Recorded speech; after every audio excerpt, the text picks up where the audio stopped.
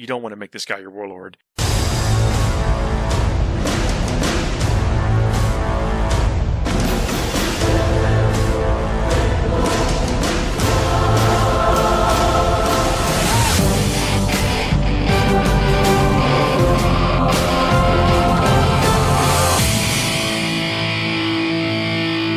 Welcome to the FTN show.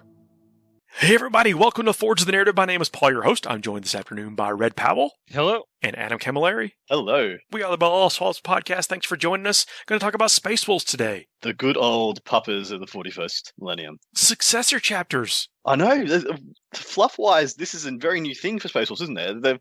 Isn't it they're notorious for resisting having any successors? They're staunch believers in keeping what Lehman Russ built intact. Yeah, I think this is actually the most revolutionary thing in this book, is the fact that they have successor chapters. I don't know of any successor chapters that exist at this point in time because they had not existed beforehand, but this does break open the doors on creativity on something that had been historically locked down for this chapter.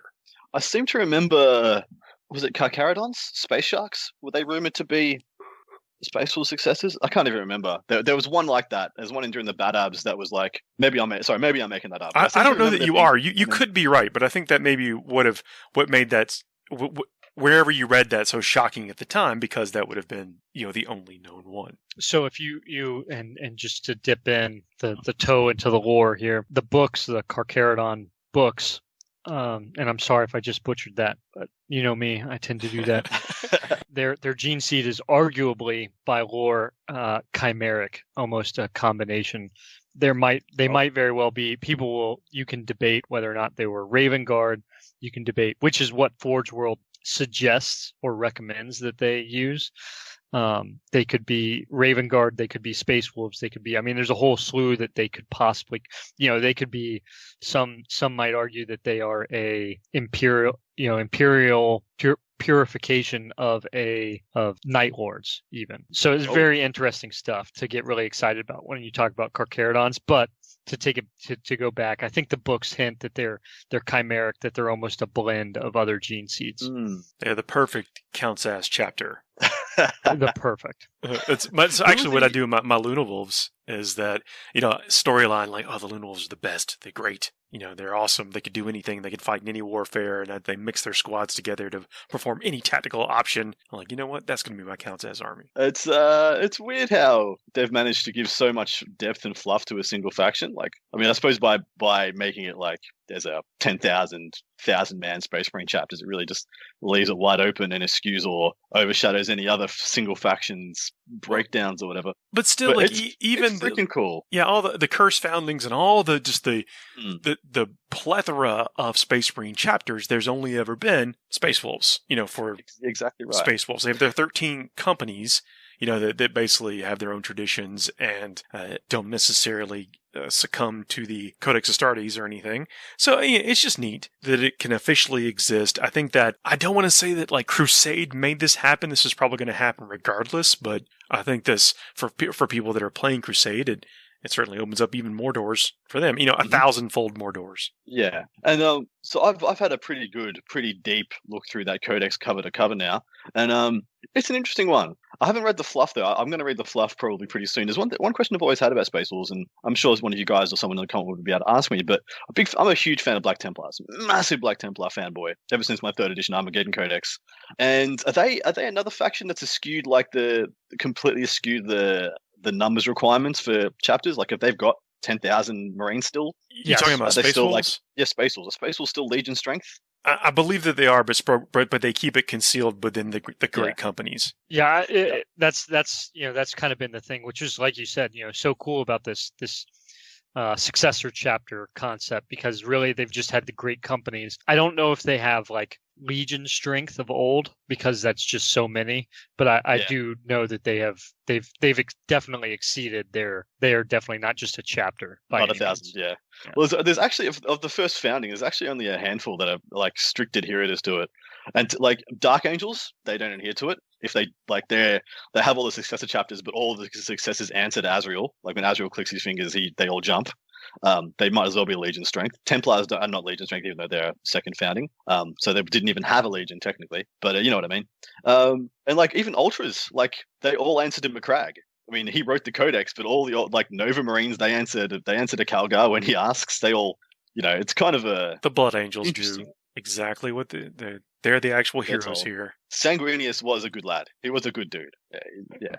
Yeah, I am. I'm pumped to see the Successor chapters, and I'm curious to get feedback from Space Wolf players. What do they think about this? Because it's would this rub them the wrong way? I don't know. I don't know either. But it would feel weird for them not to have it now that they're all this amalgamated, working from a single codex, a single platform. But then again, they've been pretty willing to put in other restrictions. Like you can't take Vanguard vets if you're Space Wolves. You can't take Stern Guard if you're Space Wolves. So I guess, interesting. Maybe this is a new direction for them. You have your own equivalents, though, and for those things. What do you think, Red? You play the closest equivalent to Space Wolves. Actually, you play their Chaos counterparts. You're talking about is Khorne. So yeah, what? Baby. I mean, pissed off a lot of people. Well, I mean, leading right? the witness. Yeah, exactly. I feel very led on here. When it comes to it, fluff-wise, I really enjoyed the introduction of Magnus had everything to do with the Space Wolves, right? Like when Magnus showed up in 8th edition, there was a whole deal behind that, like how he showed up, bringing the planet of sorcerers back, and essentially it required this massive scheme that went down on Fenris, and tricking the Dark Angels to come in and essentially participate in something as close to Exterminatus. And then the whole Wolfen showing up. And I mean, I think there's a lot to it. You want to get me on a Khorne trip, but I think that don't fall for it. I know. Unfortunately, they did a really good job with the lore and the wolves. There are no wolves on Fenris kind of deal. And arguably, if there was anything to it, I mean, if they were succumbing to anything, especially with the mutations, I mean, there's so much irony in some of the unfortunate parts of the Space Wolves and their flaws, like the wolves and all that other stuff, the Wolfen and their mutations, that like Tzinch has to obviously be in play to some extent. And so there's some real chaos levels of irony in effect there. Slightly changing tacks. How do you guys feel about Santa on his sleigh? Old Father Logan. Look, so one of the most aggressive and fun armies that I've ever played had Logan in it, and it was Guard and Space Wolves. I can't even remember what edition this was. Maybe 6th. Yeah, so pre-sleigh. Yeah, it was pre-sleigh, and he was such a beefcake. Come down with him and several Terminators, like, the relic would be in the center of the field, pick up the relic, and then walk into my enemy's deployment zone, just laying fools down with the relic and holding it till the end of the battle. That's how beefcake Logan was. But now he's riding a sled. Logan's a freaking legend. He's one of the oldest written Space Marine characters in the entire game. On top of that, he played some real pivotal roles. First War of Armageddon, he was against the censure of the mortals. He's just been like an all-round good dude to the people of like the galaxy, whereas a lot of other Space Marine chapter masters couldn't give two shits. Well, that's where I think that he hasn't gotten his due, because the Salamanders are known as the protectors of humanity or whatever, but like, what have they done? It's actually the Space Wolves. Well, Salamanders do a really bad job. They catch the bullets. Like meant for mortals. The Space Wolves just kind of like stop them dying.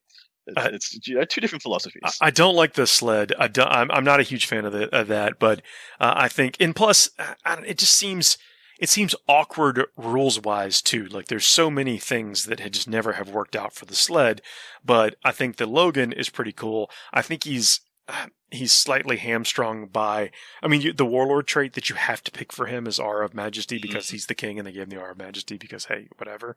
And there's just a much better Warlord trait. So I think that the Warlord trait and the fact you can just build a better character. I think. I agree. I think if you take him though, you can't take him as your warlord.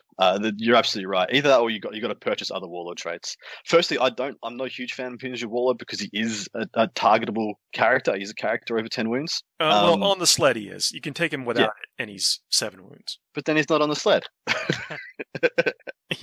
You're not selling the sled. I don't think that's good. Yeah, I'm not a huge fan of the sled aesthetically. There's so much other stuff out there that, like, I'll say character-wise, I think it's pretty cool. I think what kind of the key thing to that is that character-wise, like, think of some of the parallels you can draw between him and Dante, for example. Super old, managed this chapter for an extensive period of time. I think that's really cool, and I think that the player gets the justice through the rules and the character, but the sled is pretty hard for me to get behind aesthetically. Dante would wreck this dude whether it's on the sled or not. Well, so the sled's actually good now. It's actually a good option. It makes him super fast. He can advance and charge. He's, we all know how crazy good he is in combat. But on the sled, he gets I think it's somewhere in the region of 18 attacks. Or he can, dumb down. He's got his 6 Wolfy Wolf attacks, and he's got a bunch of his the Wolfy Wolf attacks. Yeah, are the ones that's where it starts to go up a lot in the number of attacks. Yeah, but the advance and charge, which he never had before, which has been something that's been given to Space Wolves kind of wholesale. You can almost think of it as when Blood Angels got their additional advance and charge, it's almost their equivalent of that. They just got the extra cherry on the top to make them do what they're supposed to be, like, amazingly good at doing. And it actually is a bit of a game changer for Space Wolves. It's actually a really big deal, because notoriously Space Wolves were killier. They were the killiest and some of the biggest butchers in the absolute game, and it was really kind of crazy how nothing could hold up to these beefcake wolf lords you could make. But the problem was they couldn't get there. There was no way of getting there, which always meant that, like, Blood Angels were better, because for a similar amount of points, you could get a character that was comparably killy, was never as killy as those Space Wolves ones, but he could just get there. You could just pick him up, redeploy him, 3d6 charge him from reserve with +1s and stuff. He was just a better package. But now I'm not sure that's the case. I think the advance and charge is actually a bit of a game changer, because firstly, it means that you can get around defensive screens. You can just run past them, especially if you shoot yourself a hole or whatnot in the turn before. And on top of that, when you make combat, you are still one of the killiest things in the game. It's actually really scary. Yeah, and there's lots of things that help you make combat as well. A huge game changer for them was getting that litany. The +2 to charge litany was massive for Space Wolves. Yeah. So with the there's also stratagems too. I know we're kind of jumping around, and maybe we should just pick something and talk about it. We're not done with Santa yet. Look, it is getting to be about that time of year, so I'm cool with us talking about him. And look, I mean, he's obviously impressive, and I like what he represents in like the lore and what he can bring to your army. I just think that you're right. You don't want to make this guy your warlord, because he's not making it to the end of the game if you have him on the sled. No.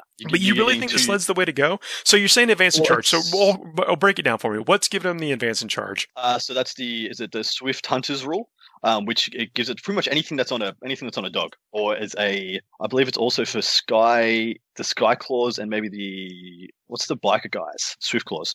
I think maybe they get it as well. But yeah, it's advance and charge. It's literally just advance and charge. It's a special rule on their data sheet. So yeah, it's a special rule. It's not assigned to a keyword. As you have the Swift Hunter keyword. This unit is eligible to declare a charge even if it advances this turn. In addition, each time this unit makes a pile-in move or consolidation move, models in this unit can move an additional 1 inch. So that is a big deal. So that's a 4-inch consolidate and pile-in. There's a couple of other ways to enhance that as well. But where that gets where the value is because Logan's 155 points on foot, or he's 180 on the sleigh. It's only 25 points for for double movement, advance and charge.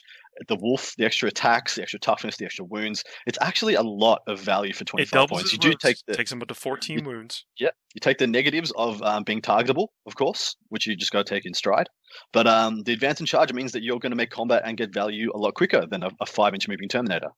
There are things you can do to mitigate his. I mean, but if you choose to invest into him with psychic powers and stratagems too, I don't know, man. I don't know if I can endorse this, but I'm willing to listen. I'm willing to be converted. I'm not telling you he's good. I'm not telling you he's going to be a game changer. I'm just telling you for the first time, you're not going to feel ashamed fielding him. Okay. Because he was garbage. He was garbage for a long time, man. Remember when he had 3 hull points in 7th edition and one with a crack grenade? He's like immobilized, and he's like, well, fair enough. Well, there we go. Cool. It's 200 points of a paperweight. of a Stormbolter. That's a good value Stormbolter. Yeah, that was an issue back in the day, but now, man, he's a gun. He's a beatstick, and he's quick. So I think he's going to get some value. I think he's going to get some use. And on top of that, I can tell you that I know of quite a few Space Wolf players who are just like, I've been waiting for the time when I could use this guy and not feel like he's a joke. And he's not a joke. He might not be amazing, but the wolves look cool. Oh, for sure.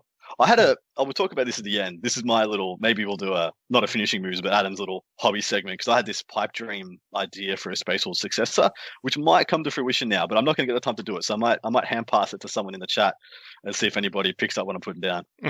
Nice. So the Warlord trait that I was talking about is the Hunter. I know of the one. It's easily the best one in the book. Yeah. So Warlord traits Hunter. Add 1 to advance and charge rolls made for this Warlord. This Warlord is eligible to charge in a turn in which an advanced or fell back. And then once he just completes a charge, like if the turn after this guy completes a charge, he gives that in an aura. So the Warlord traits, and then they have sagas. So then you got so if you could, each Warlord. Then a Warlord trait comes with a companion saga ability that you have to complete a small quest on the tabletop. And then, Adam, go ahead with that. Yeah, so when this guy completes a charge, it's not immediately after he completes a charge. It's following the phase in which he completes his deed. He gets an aura that pretty much becomes active. Anybody who doesn't have advance and charge gets advance and charge in his aura. And if you already have advance and charge, e.g. you already have Swift Hunters, you'll get fall back and charge. So you become pseudo White Scars on top of already being Space Wolves. It's actually pretty potent, and I'm a big fan. Yeah, I mean, it's amazing having watched it go down. I mean, you want to take me back to, again, the corn aspect, being able to plus it up with as much as that they're getting in combat between the assault doctrine and then what their traits are. I mean, it's a huge deal getting that plus to once he can achieve that aura, and you put that on the equivalent of say like a smash captain or something like that. Someone you know is going to be able to get there to make that charge, and then the rest of the guys are right behind him, so that once he makes that successful charge, the rest of he then extends the aura. That's a huge deal. I'm excited about that one. I think that's one of the one. All these are useful. The Aura of Majesty they were talking about is you add 3 to the range of this Warlord's Rites of Battle, Tactical Precision, Chapter Master, and Spiritual Leader's ability to a maximum of 9 inches, and then add 3 to the range of any litanies recited by the Warlord to a maximum of 9. And then that saga, at the Deed of Majesty is at the start of your command phase, this model is within range of an objective marker that is more than 6 inches away from your deployment zone. So not hard to do when you move 25 inches a turn or whatever. Speaking of Logan specifically, and then the Saga Majesty Aura, while a friendly Space Wolf's core unit is within 6 inches of this model, each time a morale test is taken for that unit, it is automatically passed. So we know Space Marines are turning into a pretty elite army. The only time when you're going to get mileage out of the passing aura is if you decide to take big bricks of Fenrisian Wolves, I think. Which you can take, I think you can take 15 Fenrisian Wolves and then a couple of Cyber Wolves in the same unit. So you can technically have this swarm of like 45 dogs, which is cool. Dog pack is cool. That's an old way of doing things. You can have 16, so 1 Cyber Wolf and up to 15 Frenzian Wolves. So each pack could be 16 wolves. So I mean, Logan would automatically make those guys fearless, just because he's always treated as having his saga be his deed of being completed. So he always has an aura of fearless. The issue is though, like Space Marines just don't get that much out of that fearless. Like usually you're taking 5-mans. Although here's my gripe. Are we ready for a gripe, or should we stay positive for the Well, I'm going to say it's difficult even when that Frenzy and Wolf strategy is that it's difficult to get a lot of effectiveness out of that because of the way like you have to pull casualties and that kind of stuff. They don't do what they used to do. They're just big attack balls that move 10 inches. Yeah. Sorry, go ahead. Now you're gripe. Go for it. Okay. So this is something I picked up, and I only picked up on this late when I was going through the Codex, but none of the Space Wolf specific units have combat squads. Wolfguard Termies, Sky Hunters, Swift Claws. Sorry, not Swift Claws because they use the Great Hunters. But none of them have combat squads, and all of a sudden, combat squads is a big deal. People are leveraging combat squadding quite a lot more than anybody else, and I thought it was just a weird thing to leave out of there. I wonder if they did it on purpose or if it's a mistake. I don't know that have they ever really done that. Like the 20, because you could used to have a big fat unit of Blood Claws, couldn't you? And then they couldn't combat squad. Right. Could you? I don't think so. You could have, Blood Claws could go. It was a massive squad, like 20. But you couldn't combat squad them, could you? I don't know if you could. I don't know. Well, now you don't catch can't flack combat on that squad one if we're wrong. and I hope it's incorrect. I hope it's a mistake, and they just forgot to put it on the data sheets, because it's actually a bit of a pain in a lot of missions, a lot of other things. Because I was thinking about ways of Wolfguard with jump packs, or Wolfguard Terminators. Well, Wolfguard Terminators, firstly, are one of the most customizable Terminator platforms in the game. I think only Chaos Termies might rival them. But even then, actually, no, even then I don't, because they can't take the storm shields that Wolfguards can take. Because, yeah, a Wolfguard Terminator, you can take a combi weapon and a storm shield. You can take a single claw and a storm shield. You can pretty much do whatever you like with them. And doing that and then being able to combat squad them turn one, let's say you have half of them with lightning claws, half of them with thunder hammers, and you want to break that up because you've got a horde you want to hunt and you've got a big thing you want to hunt, etc., etc. Don't have the option. I feel like I do honestly feel like it's a mistake, and they just forgot to put it on, but we'll see. I like being able to include the Terminators in regular units, like, Grey Hunters can take a Terminator. Oh, I love it. I think that's one of the reasons Blood Claws might be the go-to troops choice over Intercessors, which is a strange thing to say, because Intercessors are just so superior, and the ability to get all the gene-wrought might and the transhuman physiology. But the fact that you can have it's essentially two storm shields in the Blood Claws. You can have the pack leader and then the Wolfguard pack leader, and both of them tricked out with whatever you want. You can have these two either butcher guys that'll go in and they'll do a whole lot of damage, which will have an equivalent of however many Blood Claws you have in the unit as a Blade of Wounds, which are now 2 wounds each. Or you have it the other way around. You have these two guys that are just going to be beefcakes and tank for the rest of the squad. And I like that duality a lot. I like the ability to customize that and just take what is a relatively simple squad of OBSEC models and just make them 2 or 3 times as hard to remove, or punch and kill 2 or 3 times harder than they would otherwise. I know we're talking about troop choices in there, and they're not the same, but the Frenzian Wolves have the neg 1 on their attacks and 2 attacks apiece. And yeah, they're not bad, man. I mean, I don't know that I would take Blood Claws to in a large amount and not be looking at Frenzian Wolves. So a lot of people in a lot of competitive lists, and we don't talk about competitive lists all that much, but a lot of competitive lists are taking small objective sitters, small action takers, things that'll jump onto objectives and do actions for you. That you're not going to have to use one of your keystone alpha units to do that. And I think Fenrisian Wolves fit that slot very well for Space Wolves. 35 points for 5 of them that move quickly, can advance and charge. They're going to be very good at getting your line break equivalents should you wish. They're going to be very good at getting your engaging all fronts very, very reliably. And on top of that, they can screen out for you in the games where you need them to. And yeah, can do a lot of work at keeping you alive and on the table, stopping you from getting counter assaulted, things of that nature. Yeah, I mean, with the 10-inch move and the 2 attacks apiece, neg 1, I mean, there's for a handful of points, I think you could make a lot of worse buys. What chaos models are you using to kind of do that role? Because I was trying to think about what chaos have to really do that, apart from Nurglings. It's Nurglings. Yeah, apart from Nurglings. As far as blocking and holding things out. Yeah. On top of that, the little so there's not a lot of fat you can afford to put into chaos lists at the moment, but you still want a couple of squads that can run up and do scramblers or put up banners and stuff, and you don't want those to be your 5-10 man berserker units, because that's just a waste of a berserker unit. No, I mean it's either cultists, some form of those cheap throwaway units like that.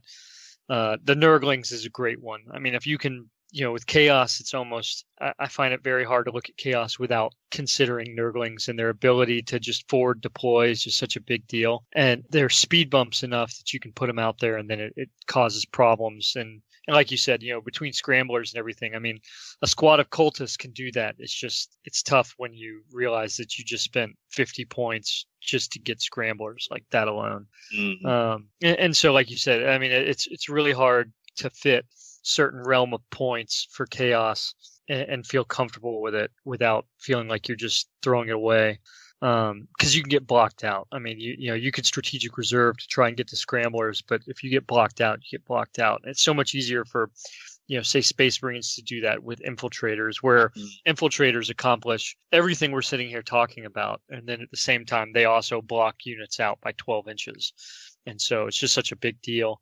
I really do think in regards to chaos, I think that those Nurglings are clutch. I do think that there's maybe something worth considering and maybe some cultists to put out there. But after that, I mean, if you're going for, and of course I'm sitting here looking at more in a Khorne perspective. If I was going to do that, I mean, Raptors and Warp Talons are kind of like what I would think to be able to get out there fast enough, especially since World Eaters can do the 9-inch movement out at the beginning of the game. I think that you could really push some of those jump pack infantry, but beyond that, I'm kind of waiting on 2 wound Chaos Space Marines, to be honest.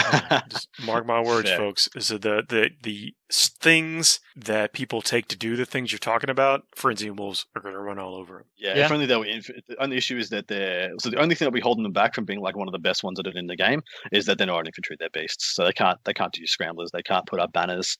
But as for sheer taking up space and getting in the way, being annoying, being frustrating. On top of that, they're very good at closing distance and tapping things, like tapping tanks and whatnot. That's not necessarily a big deal anymore. Yeah, but we force the tank to have to shoot into the 5 Fenrisian walls rather than your 5 Thunderwolf cav. Even if they have to buy a put little extra time for a couple of heavy bolters. Yeah, it makes a difference. Yep. That's a fair point. And there's some stratagems that key off of the beast and stuff. And you were mentioning infiltrators earlier. Space Wolves have access to all this kind of stuff, and even the Hounds of the Morkai, fresh new psychic killing unit. Those guys are awesome. They really are. Yeah, I'm hoping this becomes a thing though with GW. I'm hoping like all of the new releases get like the little special flavored thing on top. Oh yeah, is that what you're hoping for, Adam? Well, because I don't feel like there's enough. I'm only saying this because I hope you're going to follow up with that. You hope that Necrons get some kind of supplement too. You got a whole new codex, totally. Like actual. Oh, I'm sorry, I didn't get a single. How much did I have in Psychic Awakening? You got a dude, model, right? I got a model, and you're telling me I can't get a supplement now? It's too much. It's too much, cool. guys. It would be cool. And I'm talking from a guy's perspective who's getting a codex in a few weeks. So. That's right. Yeah, you're gonna get something. How cool would it be if you got a specialist Primaris unit that just to go with your codex? Because that's what Space Wolves got. Space Wolves got there's no specialized Primaris stuff to go with factions, so they specialized a Reaver to be a specialist Space Wolf unit. I like that. I like that a lot. I do agree though. I would love to see like a Caesarican supplement or Well, I don't want to Revenge of the Stormcaller. I don't want to wish list or speculate because then if I'm right, it's going to look awkward. So I just want to. Well, actually, sorry, Blood Angels already have. You've already got Death Company, Death Sanguinary Guard. I mean, you're going to get Death it Company all. Intercessors, don't they? That's right. Yep, they do. Yeah, so you guys already got it. There we go. Special Dreadnoughts. So there's a 2 CP stratagem called Pack Hunter. Use this stratagem in your charge phase. Select one enemy unit within engagement range of any Space Wolves units from your army. Until the end of the turn, each time a friendly Space Wolves Beast or Space Wolf Cavalry unit declares a charge that targets the selected unit, roll 1 additional d6 and discard 1 of the dice. Huge deal. That's 1 pip. It has another thing. Until the end of the turn, each time a friendly Space Wolves Cavalry model makes an attack with its crushing teeth and claws against a selected unit, and each time a friendly Space Wolves Beast model makes an attack with its teeth and claws against a selected unit, you can re-roll the wound roll. Mm-hmm. This might be so notice a couple of things. This isn't one unit. This is you pick a unit of your enemies, and then everything that you declare a charge on gets the 3d6. Well, everything that's on a beast, yeah? Yep. Cavalry or beast. So it's every cavalry and beast. And do you know what I think this is? This is one thing we've seen that's died off a lot from the transition to 7th, transition to 9th from 8th, is the death of the multi-charge. People don't multi-charge anymore because you don't run the risk. This is the best multi-charge enabler I've seen. For just reaching out and touching a huge swathe of units. You can also be, you got hunters, so you could have, there's hunters +1, +1 advance in charge. Yes. Swift Hunters is... Yep. So the guy to get your hunters enabled, you can just get a roll of 3d6, take the 2 highest with +1 from the guy who has the Hunter Warlord trait and just get this top of turn 1 if you wanted to, in a lot of cases. But yeah, I think this is a phenomenally strong thing people are going to build around. This is a true... You mean the Hunter Warlord trait? I thought you were talking Swift Hunter, and just so I don't get it wrong here.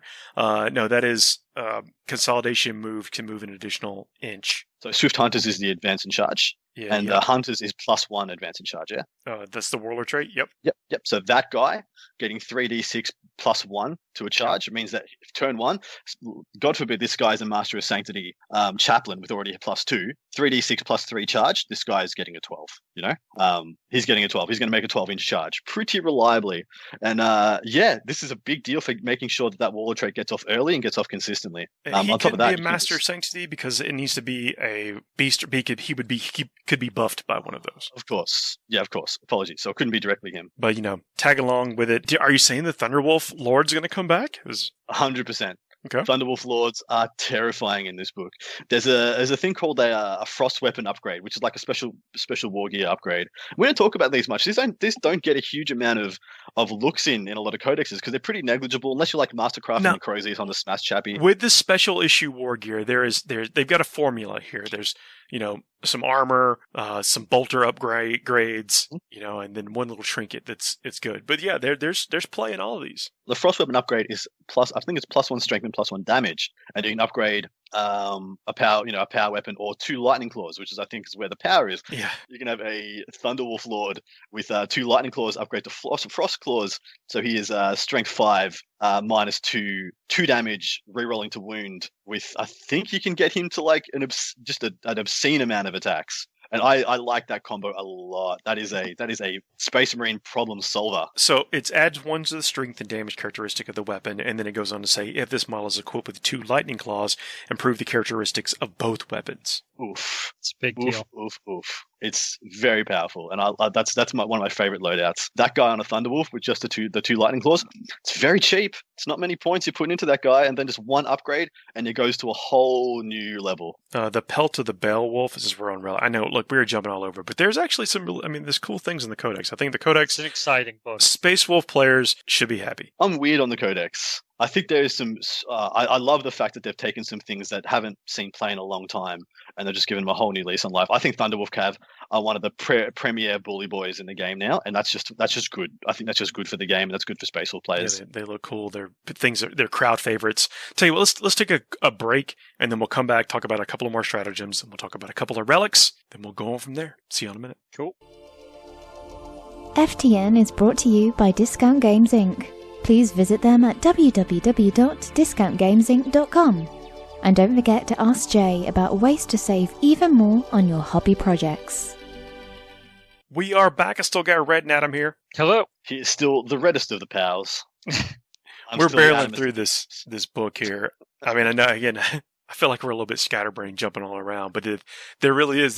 These are things that stack, and you got to look and how it applies and how to use it. But there's some things here that I think that are just powerful. Yeah, I mean, so you can look at the comprehensive look of just running Space Wolves, and I think that there's a lot to that, because I do think that their doctrine's really good, especially if you're, their Dreadnoughts can give off the auras, they can essentially boost. I mean, they've got a lot of good things going on for themselves. Their chaplains, I mean, all of it. You can run it just pure Space Wolves, and it'd be a good run.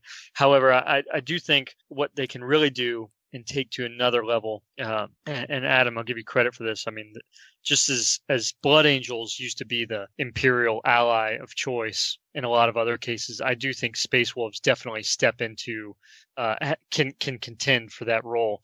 I think that when you look at a patrol or something, just to get the units in there, you bring that captain with the Warlord trait so that he can give the charge bonus once he gets his Saga.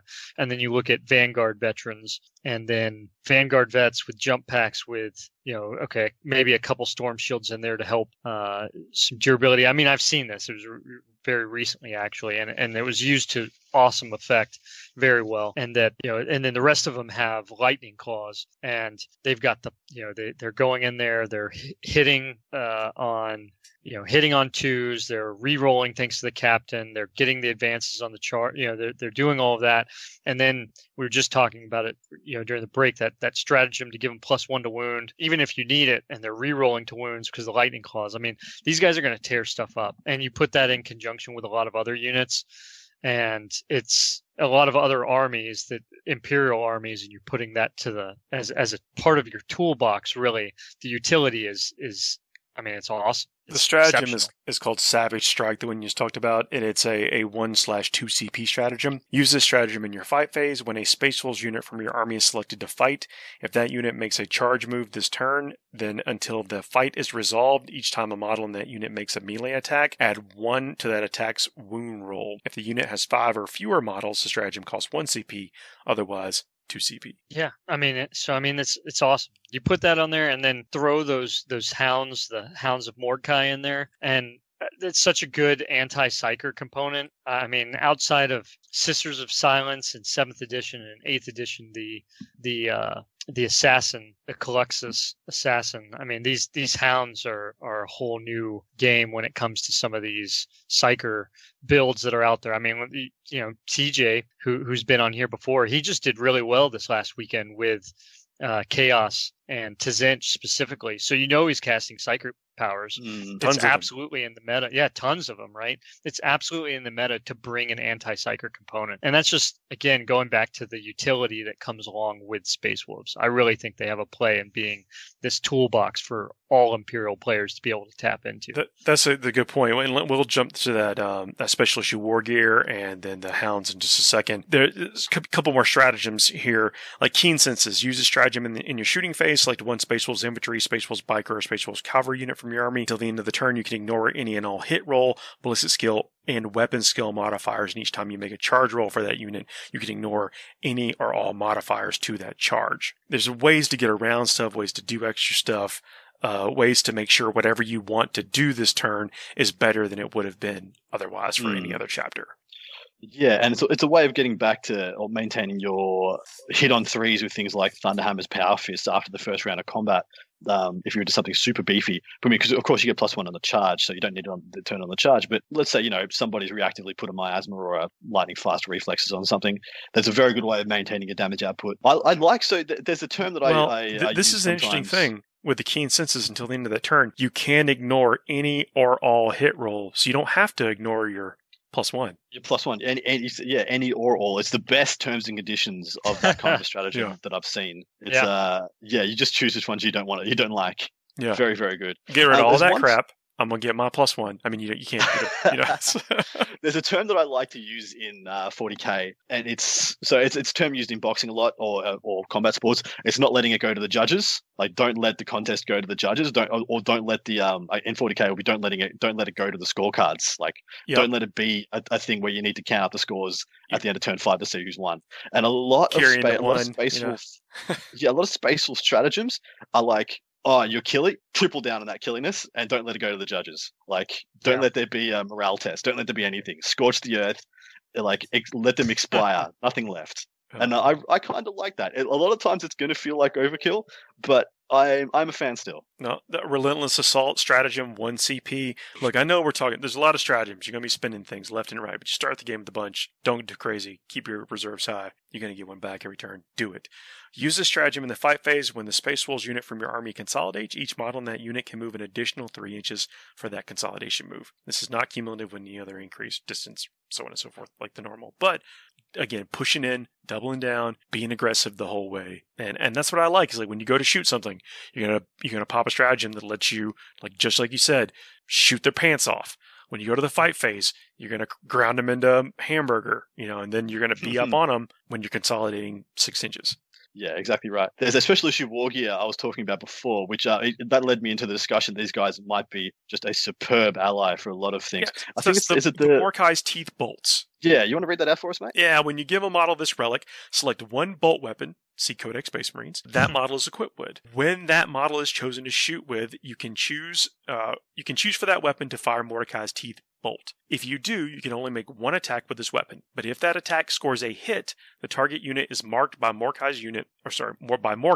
until the end of the turn and the attack sequence ends. Each time an attack is made against a unit that has been marked by Mordecai, re-roll a wound roll of 1. Wow. Now, that is very saucy to me. What do you guys think of the applications there, like just off the bat?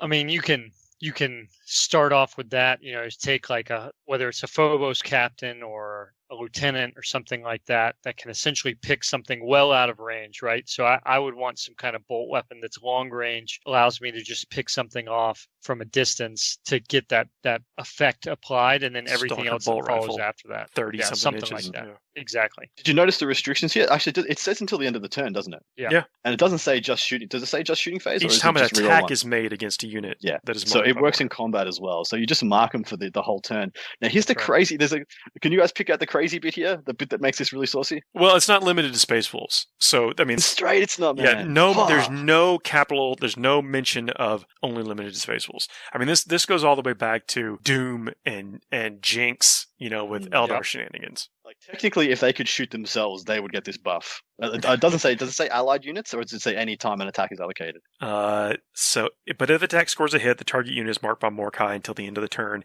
and the attack sequence ends. Each time an attack is made against a unit that is marked by Mordecai. So if for some reason you want to attack your own unit, if that was even something you could you're forced to, you'd get this buff too. Because you somehow had some gene stealers in here, and you forced them to it. Yeah, I think this is actually a pretty big deal for a lot of factions. Well, so the Imperial Guard, it's very, very, very hard for us to get any interaction with the wound roll. Apart from like Vengeance for Cadia, or the Banner of Lost Cadia and things of that ilk, there's like no wound roll interactions. This adds that in. It just says, oh, here you go, you can have it. Yeah. On top of that, the same thing for Imperial Knights. Imperial Knights have little to no interaction with the wound roll. Well, we're talking about things that these guys stick in really well for as allies to other Imperial factions.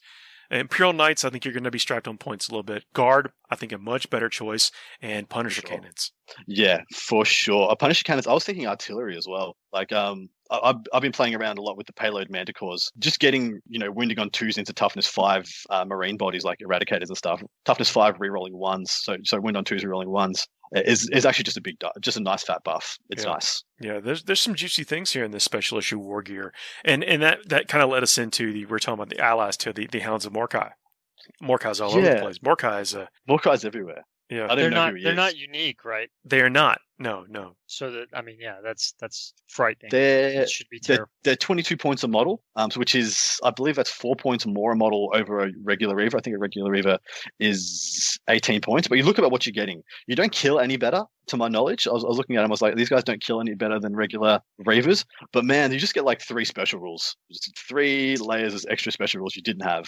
And they automatically come with grapnel launchers, don't they? They do, yep. Mm-hmm. Which is that's already covering quite a few of that points increase, that points difference. And yeah, you're just like, cool, and just anti-psycho at the wazoo, just cause. It's the nice little package. So the Mordecai's Howl is an aura of 18 inches. That's what makes this impressive. It's not 12, it's not 6. It's like, no, it is 18 inches. That's danger range. So while an enemy Psyker unit is within 18 inches of this unit, subtract 1 from the psychic test taken for it. While that Psyker unit is within 6 inches of this unit, subtract an additional 1 from the psychic test taken. So it's like a better version of Shadow in the Warp. Yep. Yes. Exactly. Yeah, I'm a fan. I'm not sure you'll have to be an appropriate meta to make use of them. I don't think. The thing is, like, the Psyker is not a huge thing in the meta at the moment. Like Grey Knights are good, but not incredible. They're quite good, but not off their guts or anything. But whereas T-Suns aren't making a huge impact. Of course, Demons are. But yeah, like this is only going to increase. Like when Nids get a Codex, this will get better. When a Craftwheel gets a Codex, this will get better. When Orcs get a Codex, this will get better. So yeah, I think these guys are only going to increase in value and efficiency. Here we go. They have the grapnel launchers to give them outflank. Yeah. That's So not infiltrate, but outflank. Yeah, I like him a lot. I like the little bit of flavor they add to it. I'm liking quite a few of the units in the book. I think there's been a bit of a internal pivot within Space Wolves from this codex. I feel like Wolfen got a little bit worse in this one, but Thunderwolf Cav just shot through the ceiling. Thunderwolf Cav are so phenomenally good. The advance and charge is, I can't overstate how big that is for them. Agreed. And, big fat woundy bodies with, I mean, they still get all the weapon options, right? I guess that's a question. Can you still kind of kit them out to your liking? Yeah, you can still kit them out to your absolute heart's content. Of course, only melee weapons or pistols. But the fact that the Astartes Chainsword got infinitely better with adding adding a rend on there is pretty good. I actually quite like them. Like you take a bunch and then you take a 5-man. I'm not sure I take a 6-man because their big bases with the coherency issues might become a pain because are they on 50s or 60s? I got a feeling they're on 60s. 60 millimeter bases. It's a huge base to try and keep within 2 of every other dude. And so 5-mans also dodge the Inceptor issue being under the 6, but I like a couple of them, like maybe 2 of them with just Storm Shield Chainsword. They still kill just fine into most of the things you're going to be charging into turn 1, turn 2, and then they're the first ones to die. The rest of the guys have like Thunderhammer's Power Fists or Lightning Claws, and I think that's a really nice combo. I haven't thought about this, about how the Storm Shield change affects these guys. I mean, I'm sure it is the same way for everyone else, but I used to just kind of bank on them having that 3+ invulnerable, and you take it all the time. Now, with it being a 4+ invulnerable and giving them a 2+ armor save, do you take them do you take them for everybody anymore? I don't know if you need them for everybody necessarily. I mean, that's kind of the thing. I'll lament with I'll lament for Space Wolf players here to an extent that Thunderwolf Cav used to be a big deal. I think the Index might have gotten some people's hopes up in certain regards because it looked like there were stratagems in that people thought Thunderwolf Cav were going to be really running with it headed into 9th edition. And then some of those stratagems weren't in the 9th edition supplement when it came out. And so it kind of was a little bit of a downer. But, rallying on it, though, the ability to advance and charge, everything that you said, Adam, is spot on in regards. I really do think that there's something to these guys and really being able to lock an army down, especially for those of us, the multi-charge isn't as much of a deal as it is about phasing in your assault phase. Phasing it in, there's an alpha charge, there's a beta charge, there's a third order effect to everything. And the ability to get the Thunder Cav in there is just, even if it's led by the Wolves or whatnot, the Cav are going to be able to hit it, and then the rest of your army is going to be able to catch up to them. And look, I'm of the opinion that the Thunderwolf Cav are so good, there's actually not a wrong loadout for them. I think you can just take about any loadout. Just take them stock. Just take the 45-point bolt pistol chainsaw. They're still going to do well. Countercharge, stratagem, 1 CP. Lets you do a heroic intervention with a unit if it within 6 inches. Costs 0 CP if that unit is a character. Which gives back the character what they had in the last chapter tactics. So for those of you who weren't around or didn't pay attention, their old chapter tactic used to be characters can intervene 6 inches instead of 3, but now they changed that to everything in the book gets to intervene. But now for zero CP, a character can go back to that 6-inch intervention.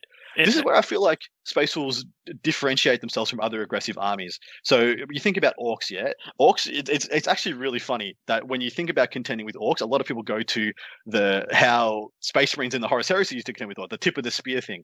Go for the war bosses, go for the things that are giving them leadership buffs, so you can make them run away, you can make them crack, they won't get all their extra attacks, etc., or their war pass and to jump, whatnot. You can't do that. You can't have that same tactic with Space Wolves. Space Wolves will, if you try to go aggressively into Space Wolves, the whole army will collapse on you and you'll get eaten, not them. That's why I brought this up now when we're talking about the Thunderwolves. It's like, so they just got done with another unit. You feel like they're out of position. You're trying to mount some type of counter offense, and then boom, they countercharge you. I think it's a crazy hard thing to get your head around and contend with, which I think is very fun from both a player and opponent's point of view. It gives a nice challenge if I'm playing like a semi-aggressive army. I'm like, I got to hold them at bay longer than I usually would, because when I think they're ripe for getting countercharged, I'm still going to get destroyed, Yeah. I'm again, I know you guys got some reservations about the strength of the book and how it holds up maybe long term, but I think in the short term it's going to be a good day to be a Space Wolf. Oh, for sure. I think long term too. I think that the as we see with Marines have the endurance and the resiliency to roll with the punches. So you may load up really high or deep on this stuff right now of the cavalry, the chargey stuff, and that do all these cool things. And then when people figure it out, you're like, you know what? I am still a Marine. Let me just do all this Marine stuff. A couple of the gripes I guess I had with it, and I think the things that are going to bother me in its longevity, is so the most powerful thing that I feel like Space Marines have is the Apothecary, and Space Wolves don't get the Apothecary. So I feel like you'll go into a like-for-like fight, like Space Wolves versus White Scars. Say, that's a pretty equivalent fight. Admittedly, White Scars probably shoot a little bit better than Space Wolves, just because of the units you want to take. But Space Wolves obviously fight quite a bit better and, have all the interventions and stuff. The difference is the White Scar stuff comes back to life and the Space Wolves don't. I just wonder how much of a limiting factor that's going to be over time. God, see, I guess you are right.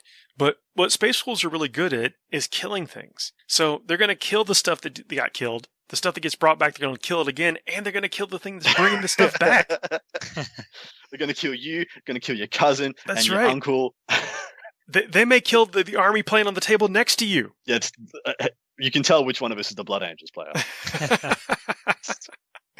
I just think, look, I am also skeptical, or somewhat fearful, like if with Super Apothecary on the loose, that is like one of your jobs is to remove that. But I think that there's enough fast movement here. Like I can tell you that people just don't get away from you the way that they think that they're going to get away from you. Like they're going to run out of chaff units, either because you can jump over them, or they don't want to sacrifice their high value points, or they're splitting off to go perform some task or something on the table. You're gonna kill that apothecary. Yeah, you gotta believe. Yeah, I agree.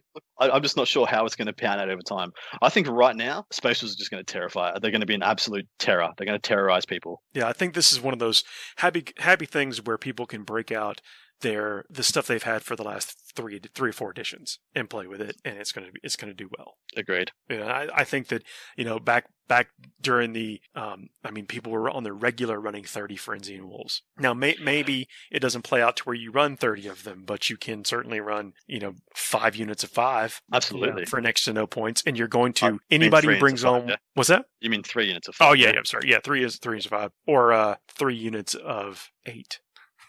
A lot. You can run a lot. You can run. You can run 8 there. You can run these things. You have cyber wolves, and then you've got the regular wolves. But what I'm saying is the people that are bringing these small units to perform these actions and stuff, these will really kill them.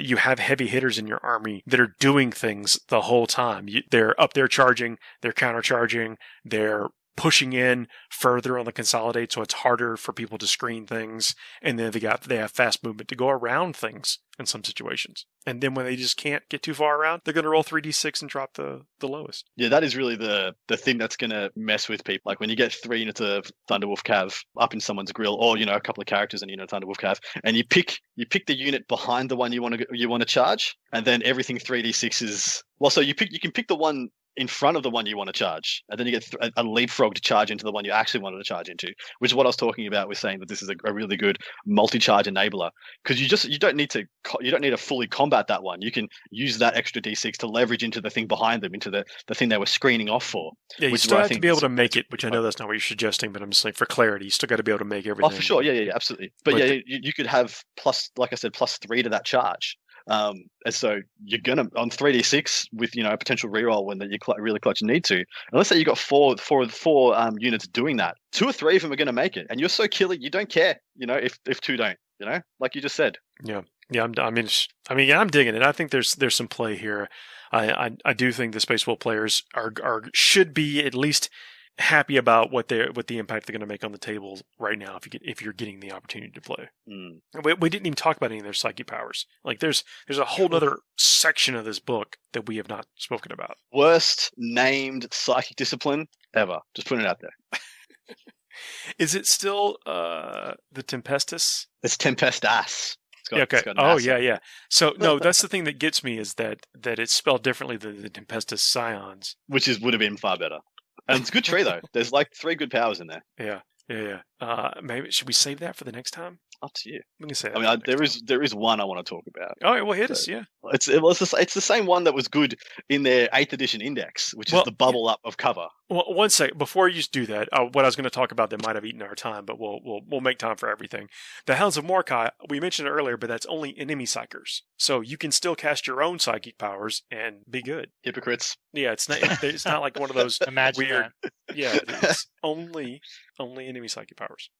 Yeah, and that's a big deal, because that's why people don't take Collectus Assassins unless you're running an army with 0 psychers in it.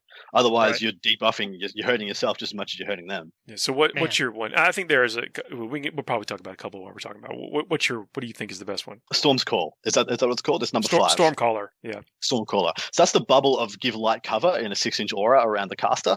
That plus the Storm Shield change mean you can have 1+ armor Thundercav. This is what I was talking about earlier when I was saying investing into Santa. Yeah. Yep. Santa with a 1+ armor save.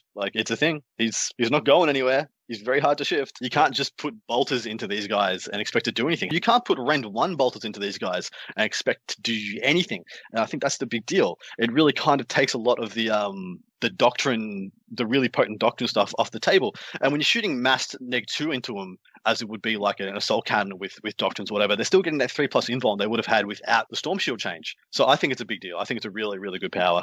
Yeah, I think this Murderous Hurricane is not bad either. Murderous Hurricane, Warp Charge is 6. These are all super easy to cast. If you are like Najal, you You're casting basically without even trying. Yep. If that unit is not wholly on or within a terrain feature, the unit cannot fire Overwatch. Nice. That's just one thing it does. Then the second thing it does, in the fight phase, this unit is not eligible to fight until after all eligible Space Wolf units from your army have done so. There's the money. You notice that's an interesting wording on that, isn't it? It's all eligible Space Wolf units. Yeah, not that charged. Yeah. Yeah, not within 6-inch range or something. Yeah. You know. But that's different from their other ones. Their other ones say like it has to fight last. This one just says it has to fight after all your stuff, which essentially is the same deal. But yeah, I wonder if that's going to be the new wording on these fight last things. They could take away the fight last and just say has to fight after all your stuff. Yeah, it could be. Maybe it's a little bit cleaner. I like that power a lot. I mean, with terrain being what it is, it's also, it's difficult like to play around that, because I don't know that you're going to have whole units all the time wholly within or on cover. Yeah, so there was a change to the Armor of Rust, which is what people would usually use this for. Armor of Rust got changed from being an aura to being you pick one unit within engagement range at the start of the fight phase. Yeah, but it still does all its other stuff. So it's still incredible. Like you're still going to take it, but the thing is, like, just take this too. Just have two units. You do it too, and don't have like so so you can try and zone out that guy with the Armor of Rust. He has to go into a unit of 10 guardsmen rather than the unit of 9 Bulgren. So we can't make the Bulgren fight last, which is what you don't want to have happen, is them interrupt. This just lets you get around it. Be like, hey, take it once again. Don't let it go to the judges. They're fighting last. Yeah, you just know about the Armor of Rust. The bearer has a save characteristic of 2+ and 4+ invulnerable save. At the start of the fight phase, you can select one enemy unit within engagement range of the bearer. The unit is not eligible to fight this phase until after all eligible units from your army have done so. Was there another thing there? Another dot point? Just the save stuff. That's it. It's all the Armor of Rust. It's still amazing. It's still amazing value. Yeah. It's still amazingly good, especially with a 0 CP 6-inch intervention. Yeah, remember that up there. Sorry, nobody's fighting. For 0 CP, you can just be like alley-oop and just jump around a flank of something and just be like, nah, sorry mate, you charged me, but you're fighting last. Game over, son. Really good. Yeah, yeah, I like it. So the other, I guess the several powers are good. I'd like to, I don't want to necessarily bore you with going down all of them, but Instincts Awoken doesn't stink. The Blessing. Instincts Awoken has a warp charge value of 6. It manifests to select one friendly Space Wolves unit within 18 inches of the Psyker until the start of your next Psyche phase. Each time a model in that unit makes an attack, the Assault Doctrine is considered to be active for the attack instead of the currently active Doctrine. If the Assault Doctrine is already active for your army, then on an unmodified wound of 6, improve the armor penetration characteristic of that attack by 1. This is cumulative with other bonuses from the Assault Doctrine. Wow. I like it. Yeah, I like it. I think you can play and compete in all phases of the game. That's one of the things I've actually always liked about Space Wolves is you could technically build an army built completely around Psychic if you wanted to. You could build something completely around fighting if you want. You could build something completely around shooting if you want. Or you can blend them all three and be good. And I will say, with the opening up of them getting access to everything in a Space Marines book, that's never been more true. Never been more true. It's massive. Yeah. I've said it several times. This is ain't bad. No, it's not bad, man. Oh. Another gripe. I really like what they did with the Flyers. The Flyers are both the rules and the profiles on the Flyers are both really good, but the points are way too high. Oh, you think they're 1 billion points?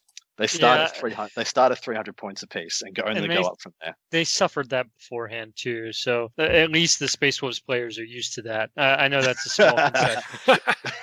Yeah. You mentioned our buddy Mr. Lanigan before. We're talking about his win this past weekend, and he great with a lot of psychic stuff, a lot of tricksy chaos stuff that he's talked about before. And I mentioned like, oh man, I'm so pumped about taking the Fire Raptor. And he mentioned that you shouldn't be taking vehicles because Eradicators exist. Yeah, and it's not just Eradicators. So attack bikes, ATVs, Eradicators. There's just, and then that's not even counting all the different sister of battle units that are bringing Melta as well. There's just so much Imperial Melta out there right now. It's out of control. I agree. It is actually out of control. They need to go up in points, I think. Melta is actually just a little bit too good right now, which is nice because I didn't take a single Melta gun for all of like 8th edition. I snapped them all off and stuck plasma guns on them. Oh, yeah, it's cool to shake it up, but I'm gonna play the Fire Raptor this weekend. I'll let you know how it goes. I played 4 games against Sisters this weekend, just going, and I'm still stinging, man. Oh, so they whooped you pretty good? Yeah, well, we traded wins. We went 2-2, but geez, the ones I did win, he had to make mistakes, and they were hard. And the ones I lost, I got pretty pummeled. Well, yeah. First time a full squad of Repentia made it into something, I was like, oh wow, this is what Kraken Steelers wish they were. That's cool that they're doing well. They're just ladies with no armor and big swords, and they just go through you like a hot knife through butter. It's actually fearsome, and they cross distance really quickly. They cross really quickly. It's scary. What gets them there? So you can use a miracle dice on the advance, and for a CP you can make them advance and charge. So you can make them go auto 12 and then charge, and of course you can use a miracle dice on the charge as well.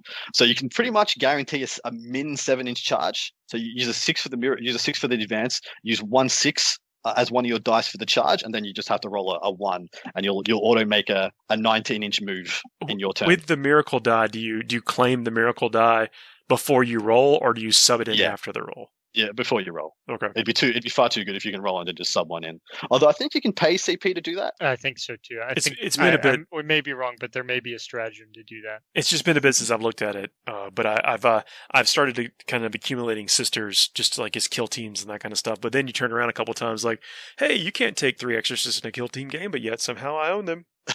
Yeah, well, I think it's just as intended. It's all going according to plan.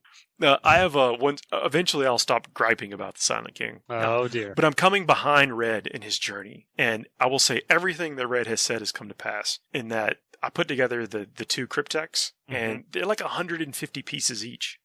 Nice. Maybe 12 at the most. Maybe 1 part is 1 finger. That's true. Technically, it's a thumb and an index finger. It's 2 fingers. Yep. You have to assemble the whole chest. And not just that. Don't forget the small piece of the shoulder and the neck. Yeah.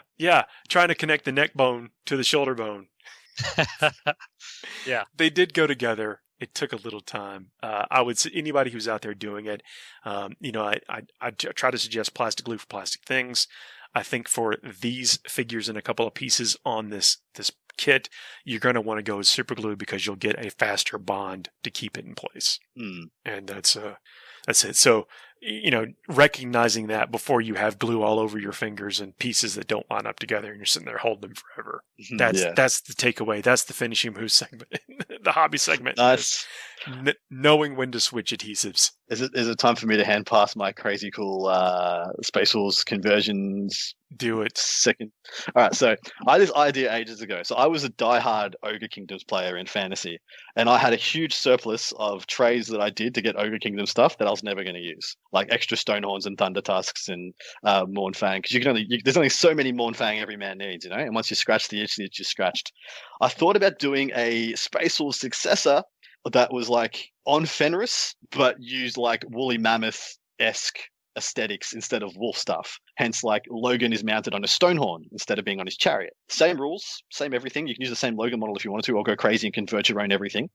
Thunderwolf cab on Mournfang instead of being on Fenrisian wolves. Things of that ilk. I felt like there was a whole lot of those two model ranges go together really well. Like the Howdah, I did some measurements. The Howdah on the back of the Stonehorn is very comparable to the one that Logan rides. You could actually even take that sled off and then with some green stuff and some modifications and stuff, put that onto the Howdah piece on the back of the Stonehorn. You probably need to do some bits and pieces, but aesthetic wise, it doesn't look that far off. They're all kind of Nordic and Viking-esque already, with all the tassels and the skulls weaved into the Stonehorn's pelt. It's even got Nordic shields on its shoulders as well that can look very well in place for that aesthetic. And I thought this was a crazy idea that I didn't know if I'd ever have the time to get off the ground. Plus, I wasn't playing 40k at the time, and by the time I was playing Space 40k, Wolf Successors didn't exist, so exactly right. So it was just going to be Space Wolves different, Space Wolves light. So yeah, I was wondering if anybody wanted to pick up that, if you've got a bunch of those aesthetics laying around, or if you're just looking for a big waste of time and money, by all means, jump on it, because I think that'd be a really cool looking army. Hey, if they weren't looking for that, they wouldn't have made it to the end of this podcast. It's true, because that's all they get at the end of this podcast, baby. It's gold. That's where we give out the gold.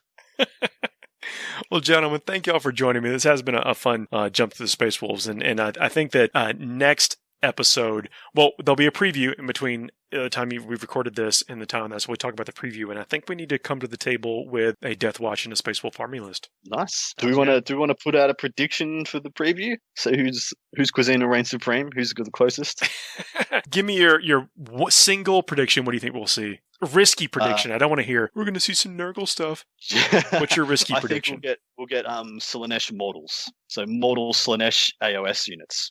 Okay. Man, that's so you just you went that the not safe risky? route, Adam. I'm gonna Was go. that not risky? I want No, that wasn't risky at all. I want Smart. AOS Dark Elves, like more than just Daughters of Cain. I want Malerian in Age of Sigmar. So you reckon he's the Decadence? I want him. The Mad. Dark God, Right. the Shadow Right. God. You're right. That is far less likely. All right, we'll see who wins. And if you win, like I will bow down to you in every way. That would be a phenomenal I pick. hope I win, man. Yeah. Good luck to the both of you. We'll see y'all next week. See ya. May the models be ever in your favor.